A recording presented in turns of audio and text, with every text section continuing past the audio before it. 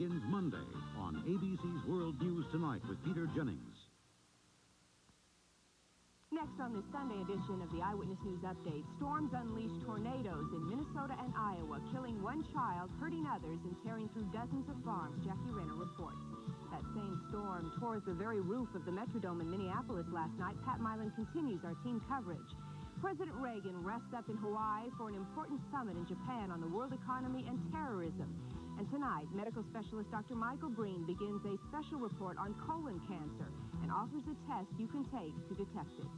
Now, stay tuned for Angela Astor and all the latest news next on the Eyewitness News Update. The team that covers the Twin Cities and all of Minnesota brings you the latest news tonight. This is the Eyewitness News Update.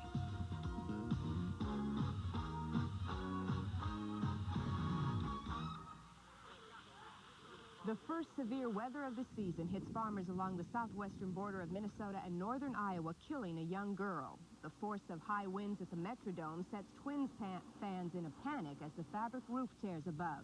And heavy rains earlier tonight stopped motorists in their tracks in the Twin Cities as area freeways flood.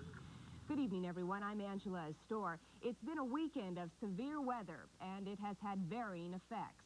First, the tornadoes that took the life of a small child and caused more than $500,000 damage to farms in southwestern Minnesota and northern Iowa. Jackie Renner has more.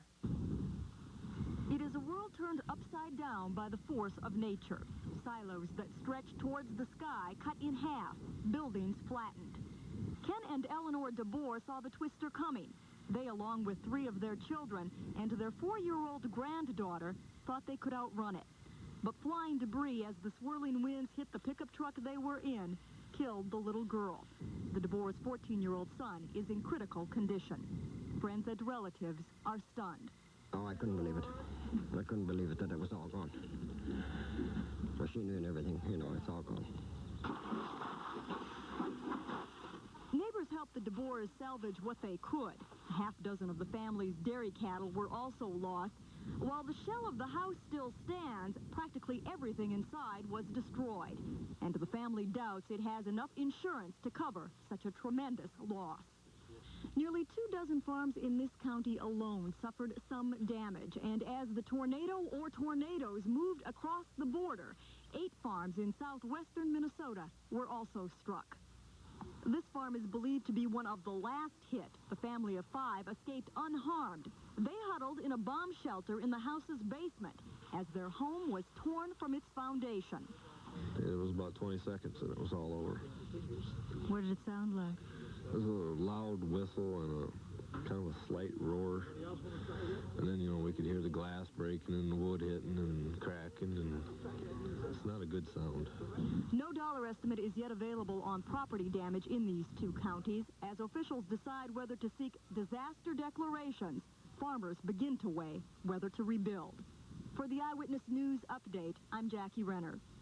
Just as dramatic, but not nearly as harmful, was the incident at the Metrodome in downtown Minneapolis last night. We continue our team coverage on the severe weather with Pat Milan and the startling rip in the dome's roof. Look at the roof here. It was a strong, sudden, and unexpected gust of wind that overpowered the Metrodome's fabric roof.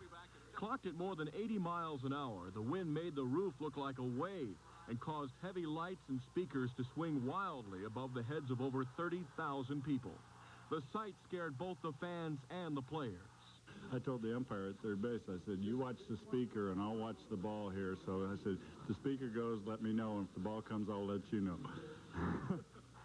The strain of the violent wind and the jerking motion of the speakers and lights caused the roof to tear in at least 2 spots. When water came down on the crowd, fans headed for the exits as the umpires led both teams into their dugouts. I looked at the bench. They were looking up and pointing up above my head. And I wasn't too worried about everybody else. I saw it was above my head. Then I decided, well, maybe we better get out of here. There was little, if any, sign of panic among the crowd, and within minutes, the roof had been stabilized.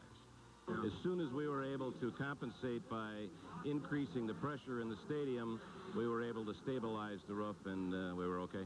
The operators of the Metrodome say the only real danger last night was the possibility that fans would panic and then literally stampede their way to the exits. But most people moved calmly, even though they were admittedly scared. Well, I thought maybe we might have been having a tornado or something, and the wind was coming up real bad, and one of those lights would have fell down. When the players left the field, what did that say to you? We could be in trouble here, definitely in trouble. But as it turned out, the roof was pushed back up, and the only real trouble came after it was fixed. That's when the Twins gave up 3 two-run homers to lose the game. Pat Mylan for the Eyewitness News Update.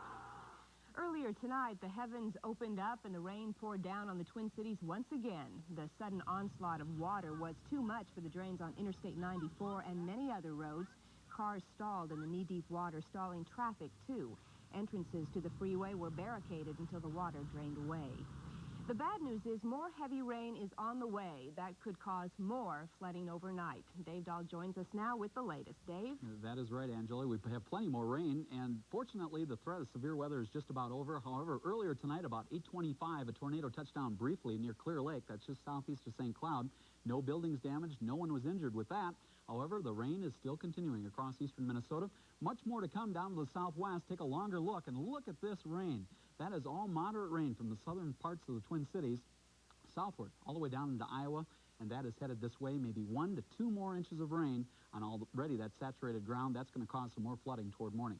I'll have all the weather details coming up in just a couple of minutes, Angela. Thank you, Dave. Sure. Go